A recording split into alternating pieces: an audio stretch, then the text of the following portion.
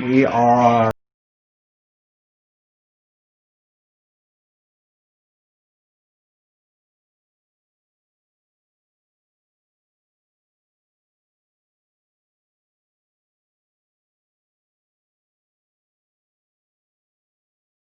on YouTube yet. Just make sure you get YouTube up. We're also on Facebook. Did you guys know that? Kind of a scary thing, you know, to think about. Yeah, we're actually on Facebook. Wow, that's kind of a weird layout. Benny, you're in big screen on everybody's face. On YouTube. I don't know why it decided to do that. Hope it doesn't. I'm going to spotlight you for a second, Benny. Hold on here. Spotlight you. There we go. It went back. All right. I'm going to check Facebook, make sure we're good on Facebook too. Make sure all your friends and family can see. Oh, boys, we're all over the place. Isn't that fun? Well, hey, guys, let's get started. I'm Jim Gast, and this is Vinny. This is Dave. Say hi, guys. Morning. What's up? Dave, I noticed you moved your head above the banner. Thanks for doing that. You know, we got to get our shameless plug for the graphic, the caption here. I'll go ahead and turn it off for you real quick. How's that? Now you can kind of slouch again. Oh, hey, so me and Dave and Vinny are founders of No Law from Up Behind, and today we're going to talk about what it is to be a LinkedIn rock star for a lawyer, right? And we've got kind of a nice little script we're going to stick to. I figure we might run a little bit over because this is a pretty good topic. Is that okay for you guys? Yeah, that'd be fine. Benny, you okay with that? You're a pretty straight-laced guy. I know you don't like to run over too much on this kind of stuff. Uh-oh. Didn't hear him, did you? All right. So guys, we're going to talk about being a LinkedIn rock star, and I thought I'd start off. I know this is a little different than what we talked about yesterday, guys, but it's probably not a bad idea just to give our own opinions on what it means to be a LinkedIn rock star with respect to a lawyer, okay? And so my opinion of it is it's kind of simple, really, to start with. You really need to have the basics of a LinkedIn profile before you can ever be a rock star on LinkedIn. And so what I think is that you got to have a good profile picture, right? That I'm not a good-looking guy, so my profile picture is not that good, but it's there. It's not a horrible picture. And then a lot of people don't think about it, but your background cover next to your picture should probably have something relevant to do other than just the little stars of LinkedIn, blue stars that LinkedIn has. What do you guys think about some elements to make you a LinkedIn rock star? Well, I'd kind of like to take a step back for a second here and ask what is it we're trying to do? You say a LinkedIn rock star. Yeah. Help me understand what you mean when you say that. Well, Dave, I think that's what we're defining is. I think that's what we're defining is. Obviously, we know what a rock star is. Somebody that's active on LinkedIn, people want to listen to. You're very professional. You show as you're an expert in your industry as a lawyer. Okay, that's what I mean as a LinkedIn rock star. You have connections and followers, and you're actively contributing to the LinkedIn community. That's what a rock star is. And then you're doing it really good. So I think, in that case, we really want to start by saying, what's the message you're trying to get across when you're on LinkedIn? That makes a rock star. I think that putting together that profile from the very beginning to make sure that it's all speaking towards that single message, whatever it might be. Yep. So when it comes to the picture, when it comes to the headline, when it comes to the short blurbs that you're going to have 3 seconds to catch someone's attention or not, it has to all be communicating that one message that is central to what you're trying to do with and what you're going to be doing with all of your sharing, all your curation, all your interactions, all that stuff. So you got to start with that message from the very beginning. And so I think that's critical when you're putting together. It's not just a biography. It's a tool. Does that make sense? Yeah, I think it does. Vinny, are you there? We were having problems hearing you for a second there. We want to make sure you're still here with us. Yeah, Dave, I think, yeah. Did you switch to Sprint on us? So, I did. No, Dave, I couldn't agree with you more. But let's not take this back. I mean, obviously, as an attorney, you want to determine what your message is going to be to your audiences, right? Whatever medium you're going to use, okay? That comes first. But assuming that you've got your message, I think what you're saying is that to be a LinkedIn rock star, your message and everything that you're doing on LinkedIn has to be carried through to that. Is that what you're saying? So you've got a message as an attorney, but what's the message you're trying to communicate to others through your actions on LinkedIn? Right. That's what I'm saying. Right. Right. Yeah, I think it's important that as you do things like make posts, share things, you are communicating something to the customer for the purpose of them, learning more about you, learning more about what you have to offer and such. And I think that, like you said, your profile pictures, everything should go along the same line of it's bringing people to you. It's letting people know who you are and what you do, and everything that is in your profile should lend towards that, and towards the message that you want them to get. I mean, it's not Facebook, so what we're not going to see is your dog, for example, right? I wouldn't expect that to be in a LinkedIn Rockstars profile, unless it's relevant, unless they can make it relevant, right? It's a professional platform. Yeah, no, I mean, I do too. And I don't think there's anything wrong with putting some personality into what you're doing, okay? But I think that the majority of what you want to put out there and contribute to the community needs to be exactly what you guys are saying, relevant to whatever it is you're trying to accomplish with your audience. If you're a personal injury lawyer, you're not gonna comment on bankruptcy potentially, right? So I'm right there with you guys. So a couple of things I wanted to.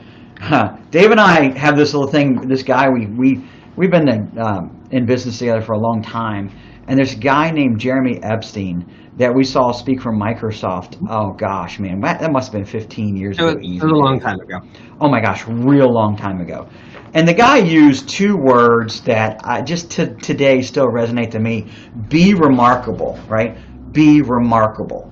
And I love the definition of what he said about remarkable. Dave, you want to elaborate on it a little bit? I think it's just what's interesting is the meaning of it's right in the words themselves. Okay, remarkable means people are going to remark on you. It's the idea that people, whatever it is that you're doing, people are going to take notice of. People are going to look at. People are going to call attention to. That's really what be remarkable means. So a lot of people try to attribute this idea of greatness to it. Yeah, that can happen, but it's really more about, am I doing something that's going to get somebody to notice? And that's really how I've always interpreted what he said, was be remarkable. Be somebody that others remark about. Yeah, I think you're right. I took that as basically be talked about. If people are talking about you, that's being remarkable. It doesn't mean you have to be great, Right. And he even said, remember, he said, you can be horrible, and people could be talking about you. And there's that old mentality that negative press is still press and it's still, useful. Turn it around but I think it's important to be remarkable. And how do you guys think a LinkedIn, take this either one of you guys, how do you think a LinkedIn rockstar lawyer can be remarkable? What are some of the ways? I think consistency in delivery of messages is one way in the sense of, be out there often, not just every once in a while. People start expecting it if you're out there often, and they start taking notice. I have a few folks that I follow on LinkedIn and they're always there. They always have something to deliver that's a little tidbit. Sometimes it's not as useful, but most of the time, I expect to see that message on a daily basis. Yeah, so I think that's something that I look for. Dave, you got an opinion on it? So, when you say consistency, Vinny, I agree with you. So I've done a number of stints, fits and starts on LinkedIn as well as on Twitter. All right. And these are two completely different beasts. Now on Twitter, the average lifespan of a tweet is, like on the order of seconds. So volume and consistency becomes critical just to maybe even get a blip in front of somebody's eyes. When you say consistency on LinkedIn, it almost sounds like you're saying something a little different. It's saying, you're putting something of value, all of a sudden get some people that are remarking about you, they care about what you have to say. Don't let them down by leaving them hanging. Is that kind of what you're sort of suggesting there? Well, I think it's a little bit of both. I think it's a little bit of the consistency of do it often, right? Mm-hmm. But always offer the consistent something that they can take back with them, something that they come back to you for. Got it. So it's about, and I think what you just mentioned there is sort of the two of the many different ways that you can really interact with people on LinkedIn. So give them something of value. Now that's an approach that I've always been a fan of, such as content curation, which is more than just resharing links. It's something to whatever it is that you read. Okay, you came across an interesting article. You serve as a curator for your community. You share it to those people that follow you, but you're adding something to the discussion. Okay, so that's like one way that you can actually have value in LinkedIn is adding to that overall discussion. The other one that you mentioned is them coming to you with something. And I think that's huge. If you can get to the point where people are reaching out to you with questions on LinkedIn, you've really started to change what your status is on LinkedIn. Rather than a pusher, you're now a taker. Does that make sense? Mm-hmm. So Dave, I think of what you're saying there. First off, I think that honestly, LinkedIn is a lower engagement platform than most. Okay, and I'm okay with that, right? Because if your goal is engagement, likes, shares, comments, and things like that, then you're doing it for the wrong reason to begin with. But I believe that what I get from what Vinny said is have a hook in a sense, okay? And from what you're saying, Dave, is have people maybe not ask you questions, but when they think of that particular topic, you want them to go look for your article, your thing you shared, your blog post, your video. Your content is what you want them to go find. There's one person on right now on LinkedIn, and I'm not going to mention names, they're not ready for that, but when I want to know something about this, I'm going to look at that person's profile, and I'm looking at their feed to find what I want to find. That's when you become a rock star, if you ask me. Well, and that's marketing in general. It's the idea of positioning yourself within a very noisy space to be the go-to person for some particular thing. Yeah, and you set yourself apart. So, Vinny, I think you're right. Consistency's key, and consistency, Dave, in message, consistency in participation. There's a lot of elements too that make up a LinkedIn rockstar, and we can espouse on those offline to people if they want to hit us up on the No Law Firm Left Behind group. Shameless plug. That's on LinkedIn. And then let's talk about the different types of content, guys, and the value the LinkedIn rockstar lawyer might want to use. I mean, I made a whole list here, and I'm just going to fly through it, and you guys can just pick what we want to talk about. Curation, Dave, you already mentioned that one, right? And by the way, I don't think there's any one of these that's like the number one. I think you have to do all of them. But we've got curation, we've got self-promotion, excited to be, honored to be kind of posts, right?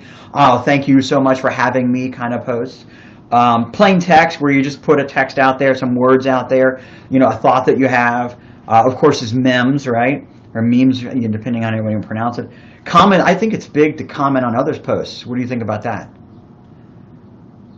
I do that often. Yep. if you're not contributing back and giving your opinion, then you're only taking. So let me clarify that though. Yeah. There are a lot of folks out there who like to hear themselves talk, and that can happen in comments as well. One of the things that I would recommend is if you're going to comment on something, it's best to add something to the discussion again. Give some real thought to that comment. You know, I mean, it's perfectly fine to say, "Hey, great article," but if you want someone to remember you from that comment, and if you want the person who posted the article to really get value from your comment, add something to it. Yeah, it's not a self-promotion opportunity. Yeah. Well, I see. This is what. Let me just. Go ahead. This is one of those things, Jim, you mentioned. It's a low engagement community.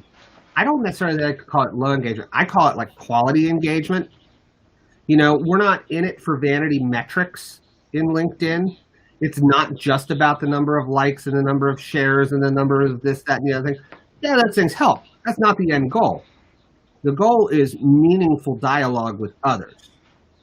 Right. That's how I view everything through LinkedIn. So hold on. You know, it's important. Let me do this, Vinny, before you go. I want to recognize a couple people that are actually watching us on Facebook. Tony, Vernon, Dave Wallace. Hey, Dave. Joellen Feiberger and Janice. I just wanted to. It's important to give back to people. You know, and that's what we're talking about right here is actually giving. So I just wanted to give a shout out. Go ahead, Vinny. Sorry about that. Yeah, I see commenting as opportunities to reconnect with folks and actually make that connection. Like, congrats is nice. You know, you give an accolade there when you see something nice. But really, the point of me, you know, interacting, right? I want a true interaction with somebody as if they were, if I was sitting next to them, you know, and be able to spur up some kind of conversation. Or even some thought process to continue on later in a different conversation. So you know, that's really my goal. I agree completely with you guys, but I'm going to turn this on its head for a second. Why do we do this anyway? Okay, we just don't do it because, well, it's fun, right? That's why we do Facebook, right? We do it for, you know, ourselves, right? There's a self-fulfillment going on Facebook, right? And LinkedIn isn't supposed to be necessarily just self-fulfillment, okay? It's supposed to be marketing and networking and building your business and, you know, expanding your career. And the funny thing about it is that, the other day I experiment all the time with LinkedIn, and I started, you know what, I'm getting a lot of, you know, give congratulations to this person. They had 12 years at so-and-so, right? And I started kind of doing a bunch of that. And LinkedIn popped up and said, hey, we're noticing that. It actually gave me an alert. We're noticing that you're doing this. I forget what it was. But you know what? In a sense, you've got to play the algorithm if you're going to be a rock star to a degree, but not with a selfish purpose only. So, you know, when you say commenting is important, if you don't comment, I don't think the algorithm's going to favor you as much. What do you think about playing to the algorithm, guys? So, again, I understand where you're coming from. Yeah, I hate it. And I still think that the long game, quality is going to matter more than quantity. Okay? Yeah. Now, let's not ignore the fact that there are algorithms in play, all right? But let's also be careful that, you know, if we spend all our time trying to figure out some, you know, way to game the system or whatnot, you are missing the point, because you could invest 6 months into a strategy that's yielding wonderful results, and then it changes, and you might say, okay, well, that's fine, I'll just take a new strategy. But at the end of whatever period you look at it in the long run, what's the value that you've left behind you? If somebody goes back and they look at your history, it's almost like a gravestone in a way, and I hate to put such a horrible thought on it, but what did this person do? What did they actually add to the equation? Right. We just sit there and hit whatever button LinkedIn popped up in front of them. So I just caution people on that. It's gotta have some quality there. Yeah. I look at it this way. Back in the day, we used to get together in groups, right? And there's the guy that gave everybody their business card, right? And no matter who it was, give them a business card, say hello, and walk away, right? And LinkedIn has really changed the way we do networking, right? One is we get to connect with a lot more people. We get to keep in touch with a lot more people without having to go to as many groups. And people still go to groups, but I think about what I used to do in those groups, right? The meaningful conversations, the connections that I want. Okay, I want to make sure I do an intentional connection with this guy right here because he has a lot to offer me, or I may have something to offer him, right? And so I do the same thing still on LinkedIn in the sense of I'm trying to be intentional in what I do, not just to beat an algorithm, but the goal and the purpose overall of LinkedIn is to have people remember you, have people, you want to be the one that comes to mind when they're looking for whatever you're offering. And I think I'm going to take that just a little tiny step further and say, how do you do that? How do you get people to remember you? You want to become an SME, a subject matter expert on whatever it is that you do in your life, your professional life. And all this goes to so yeah, it all goes. Look, I'm going to pick a couple of people out here and name some names because there's a couple of people that I think are just incredible lawyer rock stars right now. And the first one, Frank Ramos. Frank wrote he wrote almost a manifesto for law firms on how to grow a law firm, how to market a law firm, and the guy's got just an incredible number of followers, right? And every time I see a post of this guy's, it's only text. There's hardly ever a picture ever when I see a post of his. Now I may be missing something because it's such a vast environment, right? But Frank Ray, all he does is like a few lines of text, and people like it, they engage with it, they appreciate it, But man, you think to yourself, how's this guy a rock star? And you look at his profile, and he's advertising a dry podcast. I'll advertise it for him, and really there's not much, right? I mean, he's not pumping himself up, and he's just got a lot of good stuff to say. People engage with it, so that's one guy. I mean, Dave, what's your take on that guy? One thing about Frank, the most important thing about Frank is the fact that his stuff is tight and to the point. Oh yeah. When I get on any social media, and I frankly, most of my social media use at this point is on LinkedIn. I have very little time to go in there, get whatever I want, and get back out. Yeah. All right? And you might have a wonderful point of view on something, but I'm not going to take the time to read your wall of text to get that nugget. It has got to be, you've got 15 seconds with me. If you can't get your message to me in 15 seconds, you lost me. Yeah, right. You have to have that mentality with everything that you post. If you can't get someone in 15 seconds, give it up. I think he's an expert at that. Yes, he is. Expert. He does a great job with the.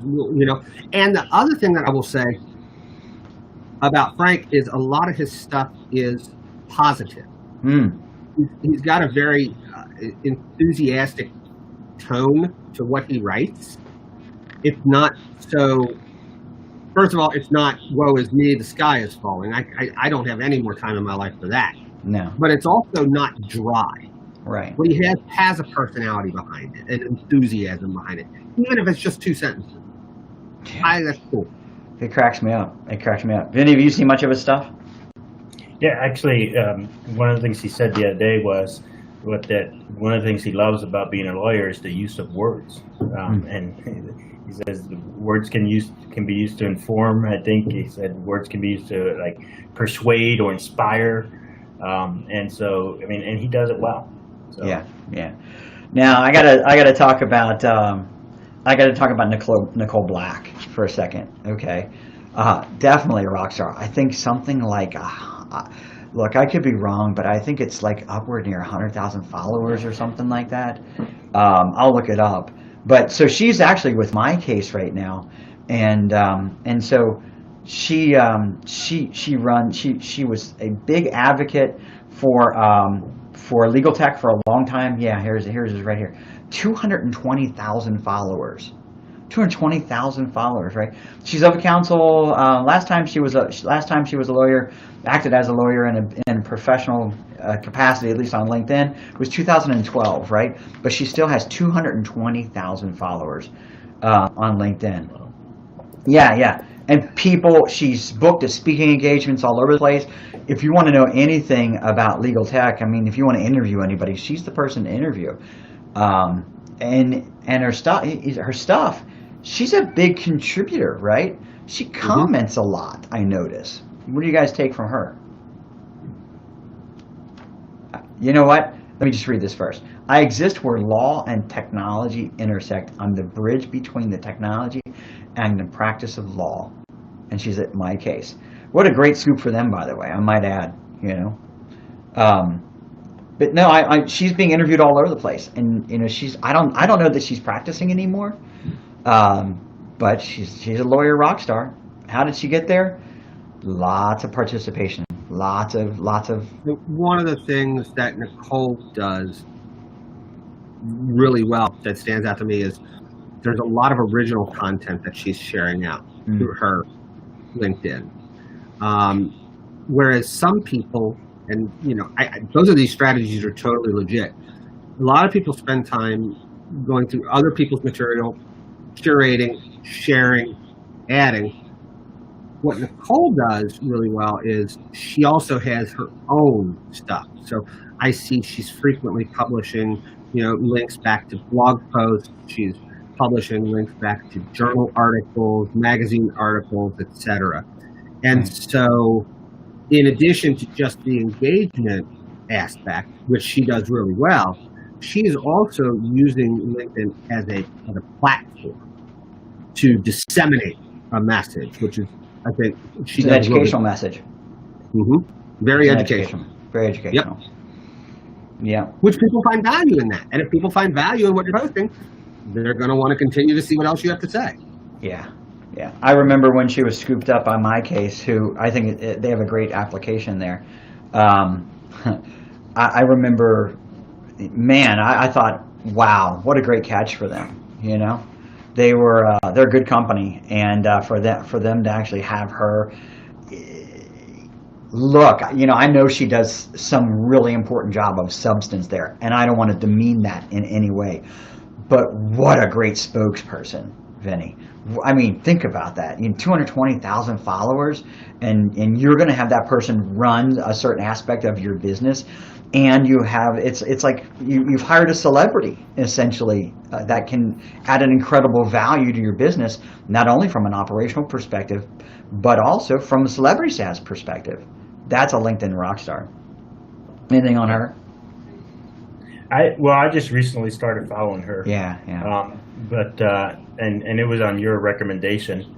And I think definitely there's something to be learned from the way she does things, and the way she's put herself out there. Look, we started SpliceNet, back in 1999, and Bart's following us, by the way, on Facebook right now, guys. So say hi, Bart. It's our other partner, guys. And Bart and I looked at it, and we said we want to look at what the other successful companies are doing, and then track and map with them, right? And try to Robin Robbins, who we all know, Robbins says to imitate before you innovate, right? And so, if you're going to be a LinkedIn rock star, you're going to want to imitate, but in your own voice, right? And so this last one, man, I got to tell you, and I say that a lot, I got to tell you, this one is big, right? She is breaking all boundaries, I think, and it's Cassandra Gaines. And so I reached out to Cassandra Gaines because I wanted to get permission to tag her, but I didn't get a response. So I'm not going to tag her, but we'll talk about her. Her Mad Gaines show. Now she's an attorney turned trucking attorney turned trucking consultant, right? And so, guys, we talked about yesterday that what she did, how she, in my opinion, she took it even a next level, right?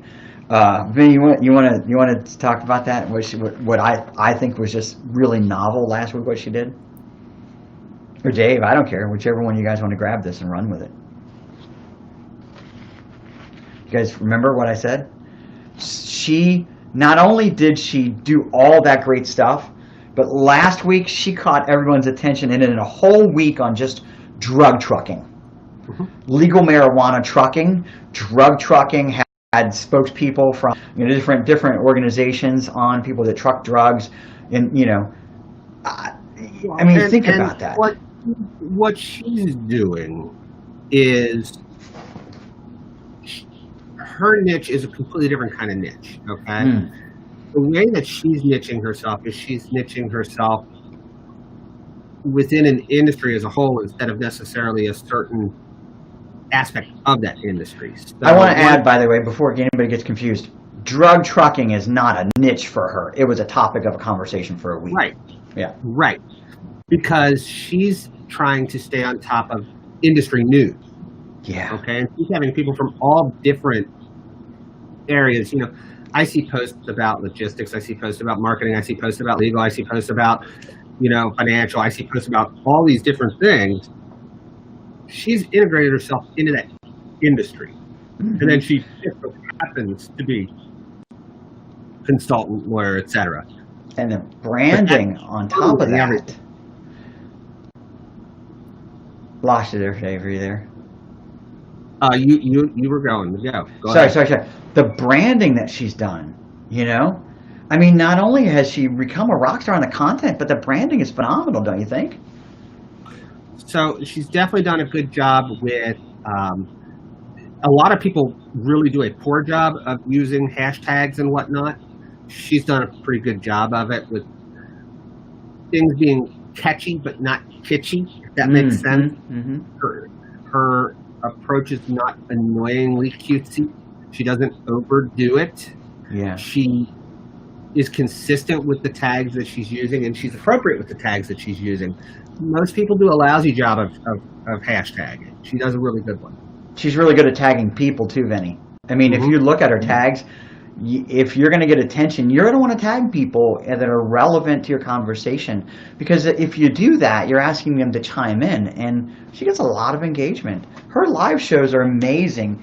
If you ever get a chance, check out Madtropolis. It's a really good live stream show. We could only ever hope to be that good one day ourselves. So, anything to add on that, guys? Because I'm going to close this up. We're at 11, 2 minutes after 11. We're over. So, I want to zip this up if you guys don't mind.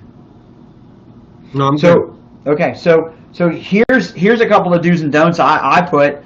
And I think we talked about all of them, so it's a good hit, right, that we got it. I'd say if you're going to be a LinkedIn rock star, complete LinkedIn profile, right? Dave, you said consistency. Vinny said consistency. I said mixture of content. I think it's really important to do different types of content. Or like Frank Ramos, if you're gonna do one particular type, be the king at that one type of content. Targeting. That's what Cassandra was doing, right? What are a couple of don'ts in your guys' opinions? Don't get hung up on vanity metrics. Oh, wow. Don't connect with everybody under the sun. Yeah. Don't waste people's time with being an echo chamber. Just a little bit on that, Dave, real quick. Yeah.